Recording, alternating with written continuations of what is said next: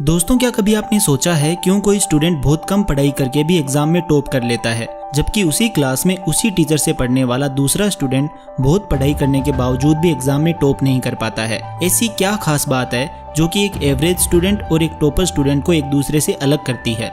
बहुत सारे लोग उम्र निकलने के बाद ये कहते हैं, काश मुझे ये बातें अपनी स्कूल लाइफ में पता होती तो मैं भी एक टॉपर स्टूडेंट होता। बट ब्रो, डोंट वरी, मेरे यानी मिस्टर प्रोटोन के होते हुए शायद आप ये बात कभी नहीं कहोगे, क्योंकि आज के इस वीडियो में मैं आपके साथ वो सीक्रेट या कहें तो वो सारे रहस्य उजागर करने वाला हूँ जो हर एक टॉपर स्टूडेंट अपनी लाइफ में जाने अनजाने में उपयोग करता है। इस वीडियो में पढ़ा हुआ हमेशा याद रखने के लिए आजमाए जाने वाले वो सारे सीक्रेट्स आपको पता चलने वाले हैं जिनके बारे में शायद आपने पहले कभी नहीं सुना होगा, और सुना भी होगा तो इतना अच्छे से उन सीक्रेट्स को आप समझ नहीं पाए होंगे। तो क्या है वो 3 तरीके जिनका उपयोग करके आप पढ़ा हुआ हमेशा याद रख सकते हो? जानने के लिए बने रहना वीडियो के एंड तक। तो दोस्तों, मेरा नाम है mister proton, so let's begin.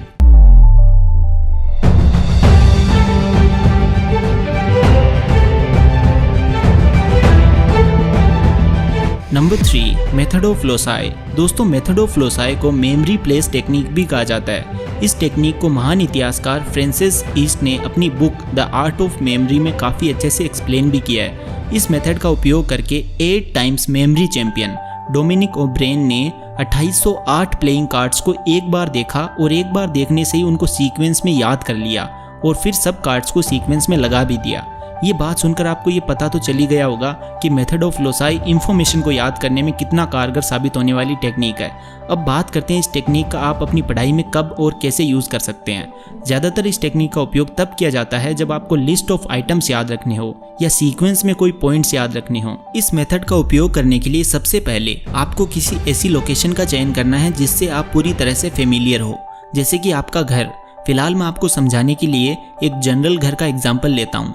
घर में एक एंट्री है, ड्राइंग रूम है, किचन है, बेडरूम है और वॉशरूम है। ओके, इसको एक एग्जाम्पल के थ्रू समझते हैं। अब मैं आपको 5 आइटम्स के नाम बताता हूँ जिनको आपको सीक्वेंस में याद रखना है: टोमेटो, ब्रेड, एप्पल, मैंगोज और पेन। अब आपको ऐसा इमेजिन करना है कि जैसे ही आप घर में एंटर करते हैं तो आपके ऊपर टोमेटो की बरसात हो रही है। आपको इसे इमेजिन करना है, ना कि केवल वर्ड टोमेटो इमेजिन करना है। इसके बाद जब आप घर में एंटर करते हैं तो आपके सामने ब्रेड की एक दीवार है, उसको चीरते हुए आपको आगे बढ़ना है। इसके बाद जब आप ड्राइंग रूम में गए तो वहाँ कटरीना कैफ एप्पल और मैंगो खा रही है।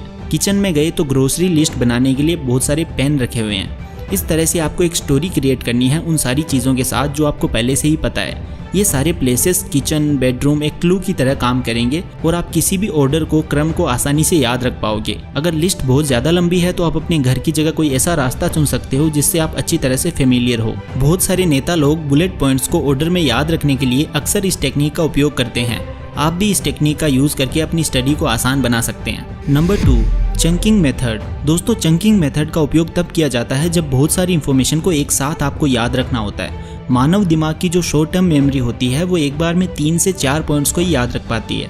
मान लीजिए कि आपको पेट्स में रैबिट, डॉग और कैट्स को याद रखना है। फ्रूट्स में आपको बनाना, एप्पल और मैंगो को याद रखना है, और वेजिटेबल्स में आपको पोटैटो, टोमेटो और कैरेट्स को याद रखना है। तो सबसे पहले आपको पेट्स में रैबिट, डॉग और कैट को याद करना है। उसके बाद आपको ये जब तीनों याद हो जाएं तो उसके बाद फ्रूट्स में एप्पल, मैंगो और बनाना को आपको याद करना है। उसके बाद में शुरू से इन दोनों चंक्स को यानी पार्ट्स को याद करने की कोशिश करनी है।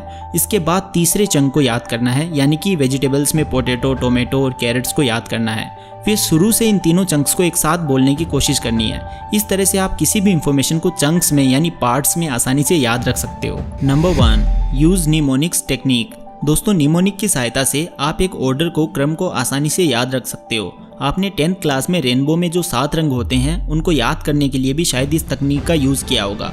चाहे कोई भी लंबी लिस्ट याद करनी हो या फिर ऑर्डर में कोई नाम हो, निमोनिक टेक्निक बहुत काम आती है। बस आपको करना ये है कि एक रिडिकुलस सी लाइन बनानी है, फनी सी लाइन बनानी है। मान लीजिए कि आपको पीरियोडिक टेबल के 16th ग्रुप के सारे एलिमेंट्स याद करने हैं, तो आपको बोलना है उससे टेपो। यहाँ उससे टेपो का मतलब है ऊ ऑक्सीजन के लिए, स सल्फर के लिए, एस ई सेलेनियम के लिए, टी ई टेल्यूरियम के लिए और पी ओ यानी पोलोनियम के लिए। इस तरह से आप निमोनिक का इस्तेमाल करके कॉम्प्लेक्स से कॉम्प्लेक्स चीज़ों को भी आसानी से याद रख सकते हो। दोस्तों, ये सारी टेक्निक साइंटिफिकली प्रूव हो चुकी हैं। अगर आप भी इन सब का इस्तेमाल करते हुए स्मार्ट स्टडी करते हो तो आपको भी एक टॉपर स्टूडेंट बनने से कोई नहीं रोक सकता है। इंसान बना ही मुश्किल चीज़ों को आसान बनाने के लिए है, लेकिन लोग आसान से आसान चीज़ को भी मुश्किल बना देते हैं और बाद में बोलते हैं कि देखो मैंने कितना कठिन काम करके दिखाया। तो दोस्तों आज की वीडियो में बस इतना ही। Thank you so much for watching. Take care and love you all.